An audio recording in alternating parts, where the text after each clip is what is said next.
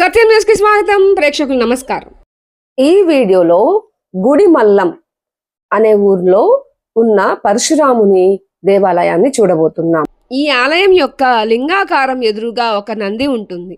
ఆ నంది వెనుక నుండి సూర్య కిరణాలు వచ్చి లింగాకారం మీద పడతాయట. అది ఈ సంవత్సరం జూలై 17 నుంచి 18వ తారీఖు లోపు జరుగుతుందని ఆలయ పూజారి చెప్పడం జరిగింది.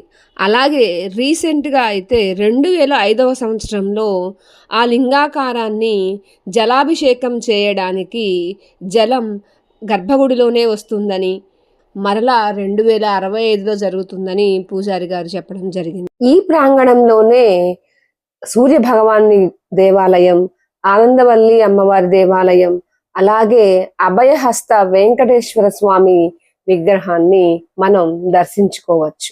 మార్చి 8వ తారీఖు నుంచి ఈ గుడిని మూసివేయడం జరిగింది. కానీ ఈ ఆవరణలో అదే లింగాకారంతో మరి ఒక లింగాకారాన్ని తయారు చేశారు. దాని దర్శనం ఇస్తారు. ఎందుకో ఏమిటో పూజారి మాటల్లోనే వింది. కింద ఉన్నది యక్ష బ్రహ్మ రాక్షస అవతారంలో, మధ్యలో ఉన్నది పరశురాముడు, పూర్తి పైన మానవుని పురుషలింగాకారంలో శివుడు, బ్రహ్మ విష్ణు మహేశ్వరులు త్రిమూర్తులున్న మొట్టమొదటి శివాలయం ఇది మన భారతదేశంలో. ఉత్తరాయణం దక్షిణాయనం మారిన రోజు నంది వెనకాల కిటికీల ద్వారా సూర్యకిరణాలు వచ్చి స్వామివారికి పడతాయి. 60 సంవత్సరాలకు ఒకసారి కాళహస్తి స్వర్ణముఖి నది నీళ్లు స్వామివారికి అభిషేకం చేసుకుంటాయి.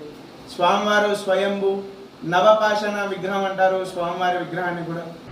వాస్తు శాంతి పూజ, అష్టదిక్పాలకుల ఆవాహనము, స్వామివారి ఒక మూల స్థానంలో గర్భాలయంలో విగ్రహ రూపంగా స్వామివారు కొలువు తీరి ఉన్న ఆ చైతన్య శక్తిని కలశంలో ఆవాహనం చేసి సాయంత్రము స్వామివారి ఒక కలశ స్థాపనంతో పాటు మండపారాధన కార్యక్రమాలంతా కూడా మొదటి కాల యాగశాల పూజలుగా జరగనున్నది.